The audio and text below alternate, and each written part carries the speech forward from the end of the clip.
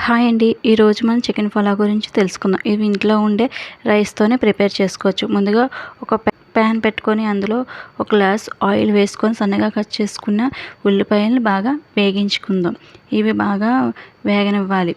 ఇవి ఒక గరిటె తీసుకొని అటు ఇటు కలుపుకుంటూ వీటిని వేగించుకుందాం. చూడండి, ఇక్కడ బాగా బ్రౌన్గా అవుతున్నాయి కదా.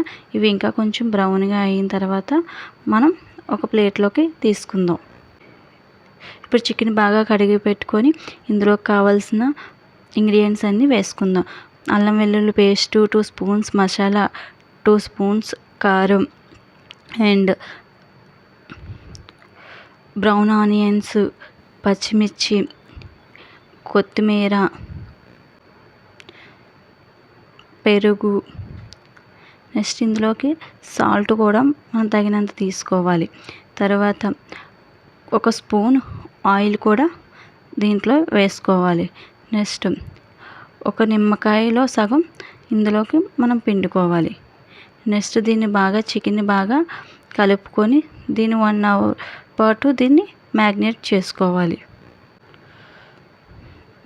దీన్ని ఒక పక్కన పెట్టేసిన తర్వాత మ్యాగ్నేట్ చేసుకున్న చికెన్ ఇప్పుడు మనం రైస్ తీసుకుందాం. ఒక బౌల్లోకి 4 గ్లాసెస్ బియ్యం తీసుకొని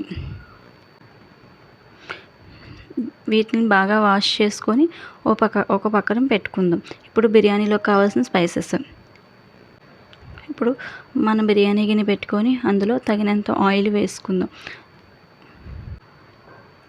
ఇప్పుడు ఆయిల్ హీట్ ఎక్కిన తర్వాత మనం బిర్యానీ స్పైసెస్ ఉన్నాయి కదండి, అవి అందులోకి వేసుకొని వేయించుకుందాం.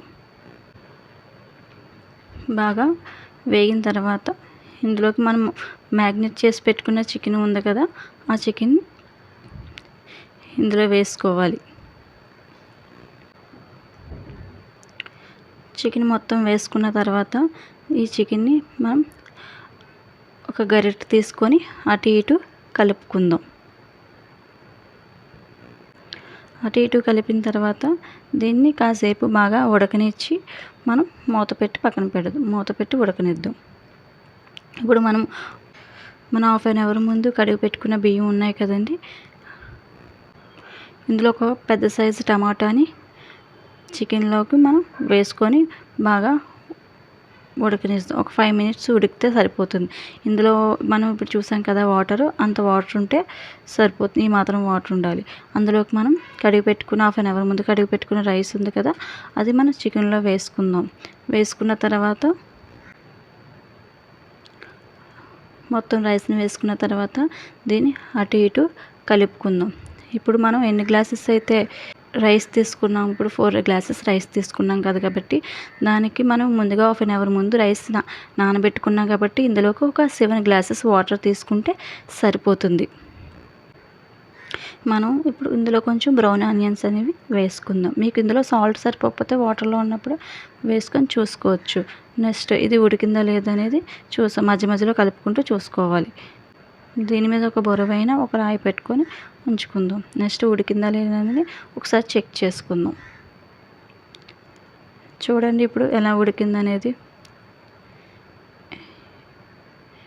ఈ మాత్రం ఉడికితే సరిపోతుంది. ఇప్పుడు ప్లేట్లోకి సర్వ్ చేసుకుందాం. Thank you.